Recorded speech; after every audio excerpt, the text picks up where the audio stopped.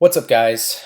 I know we're all kind of in the quarantine life right now, but the way that I've been getting through it is with music. I've got my band, Oppressed Affliction, and some new music that came out recently from Trivium. And I thought something cool that I can maybe do is do a review of their new album. And so the way I think I'm going to format this is we'll do a full track by track review, and then at the end, I'll kind of give my thoughts on the album as a whole. So this is coming off a really strong album from Trivium. In 2017, they came out with The Sin in the Sentence, which was a huge success. You know, Trivium had gone, at least in my opinion, and I think most fans' opinions, several albums in a row that just weren't clicking. There was a lot of issues. Matt Heffy had a vocal injury. And to me, this was really a do or die. I think Trivium had came out with an album that wasn't really good. And that could have been it for them. But they came out with The Sin in the Sentence, and it was a hit. Fans agree that if it's not the best Trivium album, it's number 2 right behind Shogun. That being said, that an album like that puts a lot of pressure onto this new album, What the Dead Man Say, because it's a lot of hype to live up to, something as good as The Sin in the Sentence. So, did it live up to the hype? Let's find out.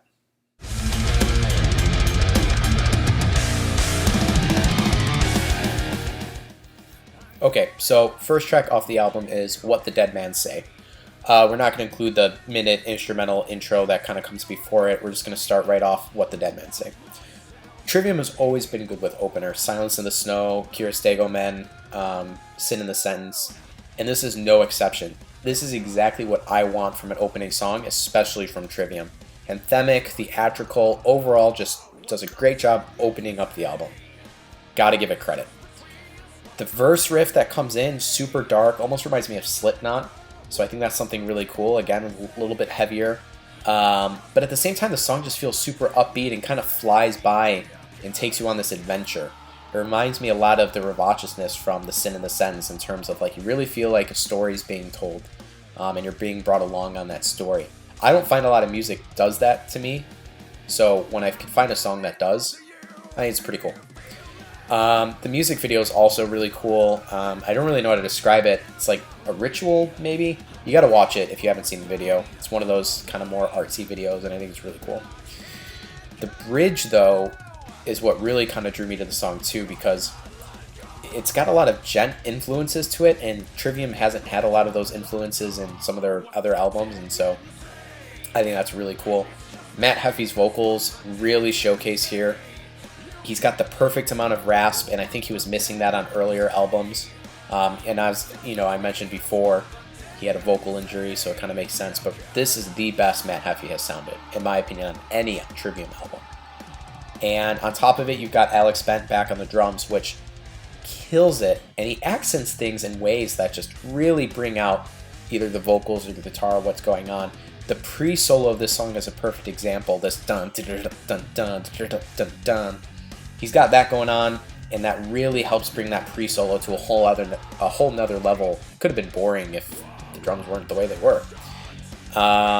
He does do some overplaying on the drums, and that'll be kind of a theme that I discussed throughout the album. But in an opening track, in a track that's as kind of epic as this, I'll take some overplaying. I'd probably give the song a 9.5 out of 10.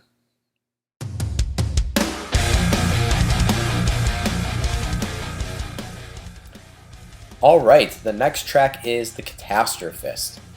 This opening riff to this song is so good that when they released it as the first single, I swore this was going to be the opening track. I was like, man, there's no way this cannot be the opening track with a riff starting off like that. Obviously, I'm wrong, and that's not the opener. Nevertheless, still a great riff. Little disappointed as far as the verse goes because it's kind of a softer verse, and I don't mind that there's a softer verse, but normally I like my first 2 songs to really kick you in the ass. And so the fact that it draws back right in the second track, not my favorite, but it's short-lived. It comes back really quick, the heaviness, so I'll take it. One thing I have to say, though, is transitions have been a nightmare for Trivium. If there's one thing I could criticize them on every album is transitions. This is no exception. The transition from the verse to the pre-chorus is honestly atrocious. That being said, small price to pay. Chorus, it's your radio-friendly chorus, and Obviously, this is the one that was picked for the first single, and you can see why. It's definitely the most listener-friendly, I think, on the album. This makes the most sense to be the first single, especially with a chorus like that. You've got those heavy cleans again coming from Matt, which I think is great. The bridge takes an unexpected twist, too.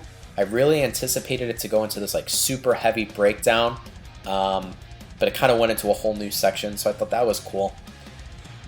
One thing I also really liked was the solo, the guitar tone they used in the guitar solo. It was very reminiscent of the guitar tones that they used on the Sin in the Sentence. One thing I pride Trivium in for this album is they really did a good job bringing in elements from the Sin in the Sentence into here. This album felt like the next logical step, and this is a perfect example, using tones from that previous album. For me as a listener, reminded me of how good that album was, but it also makes me like this album too, because they're using those elements. And the post solo, I gotta admit, it's just crazy progressive.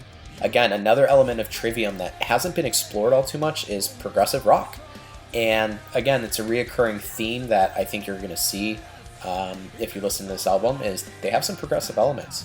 Overall, not a bad song. Like I said, the verse kind of let it down for me a little bit. I'd give this a 7 out of 10. Amongst the shells and the stones. Alright, so we move into Amongst the Shadows and the Damned. The heaviest song in the album. Probably the heaviest Trivium song we've had in 3-4 albums. I didn't think they would really top Wretchedness Inside in terms of heavy for quite a while. And this song, right away, tops that heaviness. It reminds me a lot of Shogun era stuff. You have some really heavy screaming and some great melodies going on. And so anything that's going to remind me of Shogun is going to be a good song. Probably the best Trivium album. Verse, again, we're getting that progressive vibe. I really feel a lot of progressive elements in this album. And I think it works well. I think Trivium's done a way to bring progressive to a more accessible audience, or make it more accessible to more audiences. So I think that's really cool too.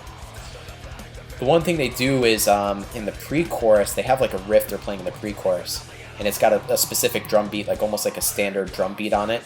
And then they repeat that riff, but they add in like a blast beat almost on top of it, or a really fast double kick.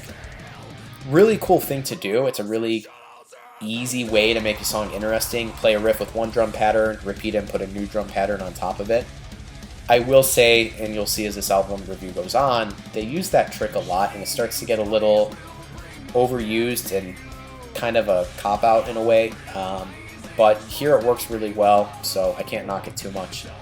And obviously, give credit to the guitar solo. Easily the craziest guitar solo on the album. I look forward to attempting to learn this someday. I don't know if it will be anytime soon, but absolutely shredding. I will admit though, the transition out of the solo, it's basically this drum solo and then goes into a new part, and as someone who's in a band, you could tell they had part A and part B, and they had no idea how to get from A to B, and so they just threw a drum solo in the middle of the two, and that's your transition. It's just, this is a very Trivium-esque thing to do, is just not have very good transitions. Again, small price to pay though for having a bad transition.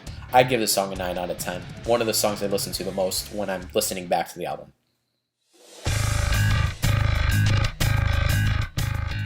Alright, so after 3 amazing kick-ass tracks, we bring it back a bit with Bleed Into Me. This is, I guess you would say, probably the ballad on the album. It's not even a ballad though, but it's definitely the most ballad-esque song. I gotta give props to the music video because it's kind of themed on a video game, and I love games, so right there you won me over. But overall, the song is kind of boring. The chorus slightly improves it. It's got a catchier chorus. Actually, I would say it's extremely catchy. But it's the instruments that are lacking. Matt does an amazing job with his vocal melodies and in his execution of the vocals throughout the song. But in the verse, I'm just like, what are the instruments doing? They don't bring any excitement to the song. And because of that, I get bored really quick, and I find myself skipping this one quite a bit. Still, Matt is spot on here. This, again, is probably the best album he's ever done. Probably give this song a 6 out of 10.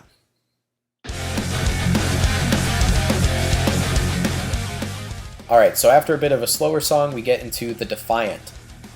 If you're a classic Trivium fan, this is going to be the song for you on the album.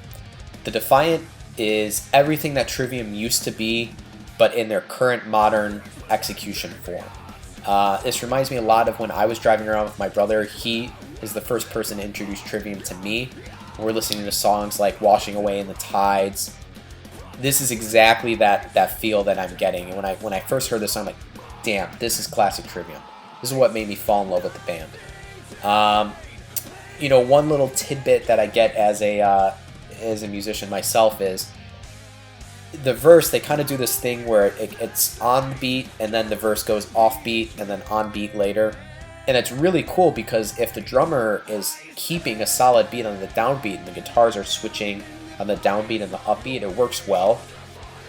What happens though is in the pre-chorus, the guitar is again going from the downbeat to the upbeat, but the drummer is not keeping a constant beat, and so what that happens is you lose your sensation of time. Every time I hear this pre-chorus, it feels awkward to me when they shift from the upbeat to the downbeat because it sounds so delayed because there isn't a constant drum beat going. Still, that's such a nitpicky musician thing to pick at. I'm really being critical here. The chorus is kind of an interesting thing because when I first heard it, I didn't really care for it. It almost sounded kind of cheesy to me. I don't know how to explain it, but I almost felt like it was like in a Disney soundtrack. It was like super cheesy, so I hated it at first. Now it's probably my favorite chorus on the album, if not one of my favorite choruses on the album. The layers that are on it and the vocal melody now, it's just in my head constantly. I'm singing to myself all the time, so grew on me quite a bit. So for such a classic Trivium song, definitely give this an 8.5 out of 10.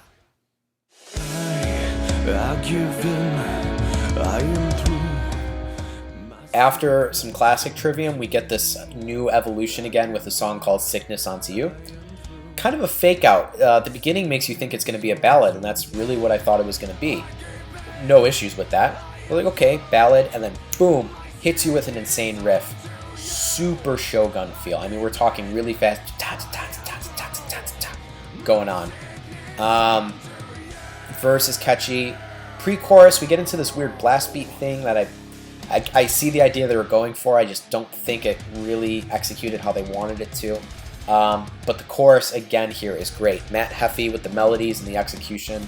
Super catchy, singing it all the time. The chorus makes the song amazing.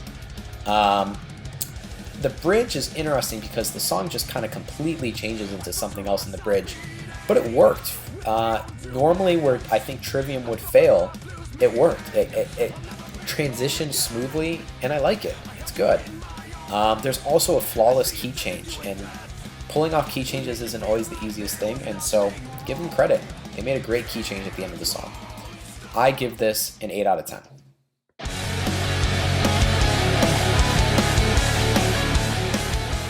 So after our fake out ballad, we're moving into Scattering the Ashes. I'm going to be honest here. I think this is the worst song on the album, and I have zero interest in this song. I hope other people like it. I hate it. I think it's pretty bad. The verse melody and the vocals lacks direction or any appeal for that matter. I just don't see what they were thinking about it. The chorus is weak. There's not a lot of closure. It's bland. I skip it. I think I've listened to this song in full maybe 4 or 5 times, whereas the rest of the songs maybe, 40. Honestly, if this song wasn't on the album, this could be the best Trivium album, possibly. Maybe a number 2. But this song really brings the album down quite a bit. It's a big kind of break. In fact, the closing of this album, as you'll see in these next couple songs we review, the closing of the album is not great. It's a great opening and a great middle section of the album, and then the last couple songs are just, I don't know what happened. So, interesting way to close out the album. Not a fan of this song. I'm going to give it probably a 4 out of 10.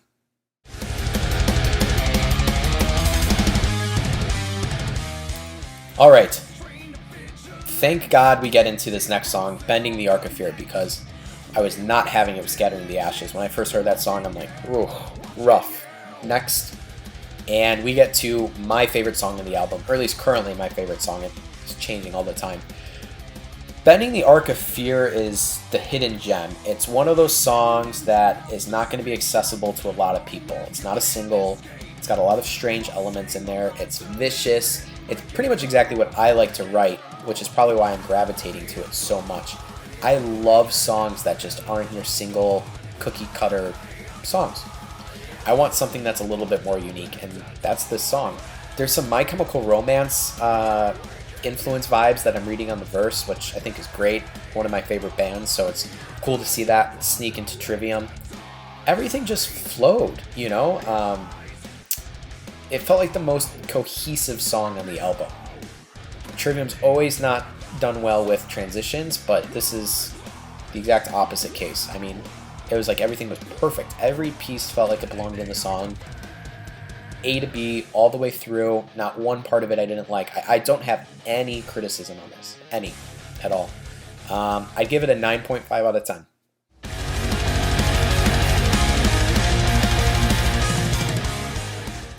Alright, so we get into the last song of the album, which is The Ones We Leave Behind. Overall, I would say it's a pretty weak closer. I would have liked to see Arc of Fear or The Defiant come in. I think they would have done a better job. It's a little bit of a shame because if you look at the Sin in the Sentence, Thrown into the Fire was the last song on there as the closer, and I was kind of expecting something of that caliber, or slightly below, but I think this really kind of hit the mark. It's not really rememberable. It's nothing that's stuck in my head and nothing that's making me want to come back to it. Definitely not as bad as Scattering the Ashes, though. It's not that bad. I wouldn't say it's a bad song. I just don't think it's a good closer. The song is itself is solid. Really interesting vocal melody, so I think that's cool. It's a little bit unique. Again, I just wouldn't put it as the closer. Probably would give it a 6 out of 10. Alright, so that's a full track-by-track review of What the Dead Man Say. So overall, what are my thoughts? This is a great follow-up to The Sin in the Sentence. Look, the expectations were extremely high. The Sin in the Sentence was, again, the best, if not second best Trivium album of all time. And so expectations are coming in from fans, critics alike. Is it better than The Sin in the Sentence? No. I don't think anyone's saying that for the most part. And that's fine. It doesn't have to be better than The Sin in the Sentence. You're not always going to go up. I think this was a good effort that came very close to The Sin in the Sentence. And it's always going to be compared to The Sin in the Sentence just because they were released back-to-back and there was that big transition of such a great album and people want to match that. But I think this is a great album. Just because it's not better than The Sin in the Sentence doesn't mean it's bad. It's still great. I personally would still rank Shogun as my number 1, Sin in the Sentence as number 2, and What the Dead Man Say is coming in right at number 3. I think it's that good of an album. Overall, some things that I really liked, common themes, were Matt Heffy's vocals are the best they've ever been, and I hope he continues to go in this direction. I love the progressive elements they're bringing in. It's not too often, but there's still at least some.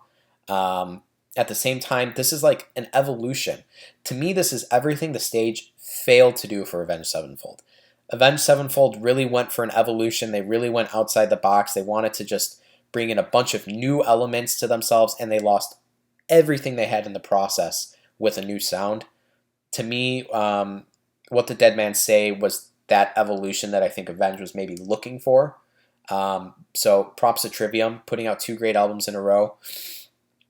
One thing that, a couple things I want to criticize, though, is a little bit of weak transitions. Nothing new for Trivium, but it's there.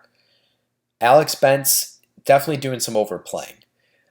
On The Sin in the Sentence, there probably was some overplaying too, but I think Alex was really doing a good job, at least showing to the world that not only is he the best fit for Trivium, but that he's probably the greatest metal drummer currently. I don't think anyone can deny that Alex Bent is a top 5 drummer in metal. But he proved himself in The Sin in the Sentence, and I don't think he needed to prove himself again. And some things felt forced. So I'm really hoping on the next one that maybe Alex can tone it down just a little in certain areas. Some of the writing, again, a little weak in terms of tactics being used over and over again, whether that's going to a super fast drum beat over the same verse riff, or doing kind of that uh, rake on the guitar. It happens in like 5 different songs. So again, if you're going to find a trick that's cool, 1 or 2 songs, love it. Just try not to overuse it. But again, the criticisms I'm finding overall are pretty small. The album is good. I'm listening to it like crazy. I'm going to have to definitely give this a 7.5 out of 10, which is amazing, really, for Trivium. You know, I'd probably give Shogun a 9.5 out of 10, and the Sin the Sentence an 8.5 out of 10, and right behind a 7.5 for What the Dead Man Say. So hope you guys get a chance to give the album a listen, give Trivium some love, and hope everyone stays safe.